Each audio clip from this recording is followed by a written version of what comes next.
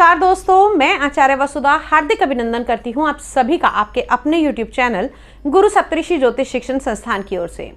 दोस्तों, आज के वीडियो में हम बात करने वाले हैं साल 2023 के बारे में। जी हाँ, कैसा रहेगा मेष राशि वाले जातकों के लिए साल 2023। इस साल में जो ग्रह राशि परिवर्तन करेंगे और उनके बड़े ग्रहों के राशि परिवर्तन का आपके जीवन पर क्या प्रभाव आएगा। जी हाँ, जैसा कि हमने थंबनेल में लिखा कि मेष राशि वालों को मिलेगा तोहफा और 2023 लेकर आएगा बहुत सारी खुशियां। अब वो खुशियां कौन कौन सी हैं, आइए उसकी तरफ ध्यान केंद्रित करते हैं। लेकिन उससे पहले आप सभी से ये निवेदन करूंगी कि यदि आप चैनल पर नए हैं और आपने अब तक चैनल को सब्सक्राइब नहीं किया है तो प्लीज़ सब्सक्राइब कर दीजिए, साथ ही साथ बेल आइकॉन को जरूर दबा दीजिए ताकि आने वाले सभी वीडियो आपको समय से मिल सकें। तो चलिए वीडियो की तरफ आगे बढ़ते हैं। सबसे पहले बात करते हैं मेष राशि वालों के लिए। ये गणना लगन राशि से की जा रही है। अब मेष राशि वालों के लिए सबसे पहली घटना, जी हाँ, शनि का होगा राशि परिवर्तन। 17 जनवरी 2023 को आएंगे आपके आय के भाव में। जी हाँ, मेष लगन वाले जातकों की अगर मैं बात करूं तो आपकी कुंडली के अनुसार आपके दशम भाव और आपके एकादश भाव के स्वामी माने जाते हैं शनिदेव। अब आय के भाव में आना कर्म के भाव के स्वामी का अपने आप में एक बहुत ही शुभ संयोग है। यहाँ पर शनि का विराजमान होना आपके लिए अनोखा रहेगा। जैसे कि अगर आप जॉब में हैं, बहुत टाइम से आप लोग जॉब की तलाश कर रहे थे या फिर आपको जॉब में प्रमोशन नहीं मिल रही थी तो वो यहाँ से आपको मिलती हुई दिखाई देगी। साथ ही साथ अगर हम बात करें शनि देव की, क्योंकि आपके कर्म के स्वामी है, तो स्पेशली जो लोग केमिकल के काम में हैं, किसी प्रकार की सेवाएं प्रदान करते हैं, कैरियर का बिजनेस है या फिर मैं कहूँ मैन्युफैक्चरिंग का कुछ काम करते हैं, उन लोगों के लिए ये जो बदलाव रहेगा ये बहुत लाभपूर्ण रहने वाला है। आप लोगों को इसमें दोहरा मुनाफा मिलेगा। साथ ही साथ अगर अपने बिजनेस को एक्सपेंड करने की सोच रहे हैं, 17 जनवरी से लेकर 17 जून तक ये 6 महीने का जो टाइम रहेगा आपके लिए ये बहुत ही विशेषकर लाभकारी होने वाला है। साथ ही साथ इस टाइम पीरियड के दौरान, इस बदलाव के दौरान आप लोगों को केमिकल के काम में बहुत अच्छी उन्नति भी मिल सकती है। अब दूसरा जो बड़ा ग्रह राशि परिवर्तन करेंगे देवगुरु बृहस्पति। जी हाँ, 23 अप्रैल 2023 को देवगुरु बृहस्पति आकर विराजमान होंगे आपके लगन भाव में। आप लोगों के भाग्य के स्वामी हैं देवगुरु बृहस्पति और भाग्य भाव के स्वामी का लगन में आना बहुत ही शुभ संयोग। उसके बाद में देवगुरु बृहस्पति की दृष्टियां पड़ेंगी पंचम भाव, सप्तम भाव और नवम भाव पर। तो विशेषकर जो लोग संतान के बारे में सोच रहे थे, संतान प्राप्ति के बारे में सोच रहे थे, उन लोगों के लिए ये टाइम पीरियड, ये प्लानिंग बहुत ही शुभ रहने वाली है। इस टाइम पीरियड के दौरान आपका अब तक का जो आपने सोचा हुआ था, आपका लोगों का जो वेट था वो खत्म होता हुआ दिखाई देगा। आप लोगों को संतान की प्राप्ति होगी। अब सप्तम भाव पे दृष्टि पड़ेगी तो जिन लोगों की शादी रुकी हुई थी, जी हाँ, मेष लगन वाले जातकों की अगर विवाह की बात हो रही थी, शादी आगे नहीं बढ़ पा रही थी, शादी की बात नहीं बढ़ पा रही थी, तो वो भी अब हो जाएगी। निश्चित तौर पर ये लिख कर रख लीजिए कि अगर आपका मेष लगन है और कोई और ऑब्स्टिकल नहीं है, सिर्फ गुरु की वजह से अगर दिक्कत चल रही थी, तो आपकी इस साल 2023 में शादी जरूर होगी।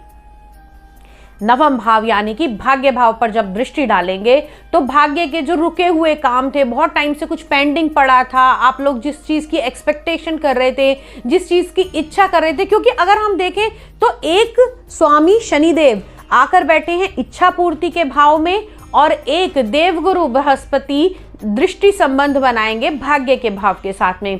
तो 2023 आप लोगों के लिए बहुत ही शुभ रहने वाला है।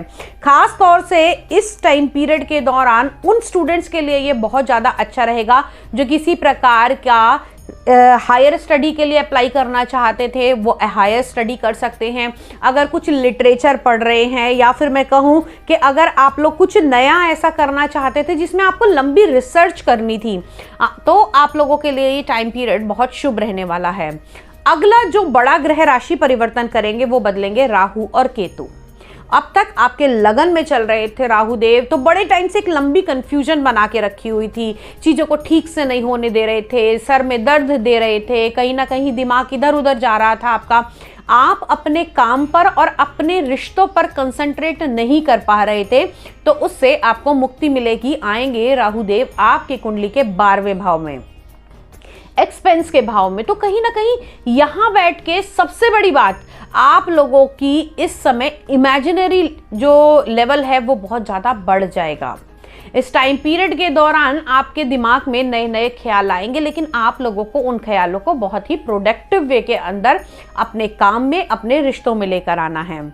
साथ ही साथ यहाँ पर बैठकर राहु देव उन लोगों के लिए बहुत अच्छा करेंगे, क्योंकि 12वां भाव माना जाता है विदेश का। अब 12वें से बैठ के 6ठे पे भी दृष्टि देंगे, तो कहीं ना कहीं अगर आपके शत्रु आप पर हावी हैं तो उनको भी कंट्रोल करेंगे। साथ ही साथ अगर आप लोग किसी MNC के साथ काम करते हैं, किसी एयरलाइंस के साथ काम करते हैं, जॉब के लिए अप्लाई कर रहे हैं, नहीं मिल रही है, तो वो सारी चीज़ें यहाँ से आपकी होती हुई दिखाई देंगी। साथ ही साथ जो लोग किसी प्रकार के कंपटीशन के लिए बार बार एग्ज़ाम दे रहे थे और उन लोगों का एग्ज़ाम सक्सेस नहीं हो रहा था, लास्ट मोमेंट पे आके सरकारी जॉब नहीं लग रही थी, इंटरव्यू रह रहा था, बातें नहीं कर पा रहे थे, अपनी बातों को व्यक्त नहीं कर पा रहे थे, तो राहु का ये जो गोचर है ये आपके लिए बहुत फ्रूटफुल साबित होगा इस टाइम पीरियड के दौरान। खास तौर से आप लोगों को अगर देखा जाए तो इस साल 2023 में बहुत कुछ अचीव करना है। देखिए, देवगुरु बृहस्पति 1 साल में राशि परिवर्तन कर लेते हैं, राहु देव 18 महीने में राशि परिवर्तन करते हैं, तो 6 महीने का टाइम पीरियड आपके पास राहु की दृष्टि से रहेगा। लेकिन अगर देखा जाए तो सबसे बड़ी बात आपके व्यवसाय को लेकर, आपके बिजनेस को लेकर जो टाइम पीरियड है वो रहेगा आपके पास पूरे 2.5 साल का।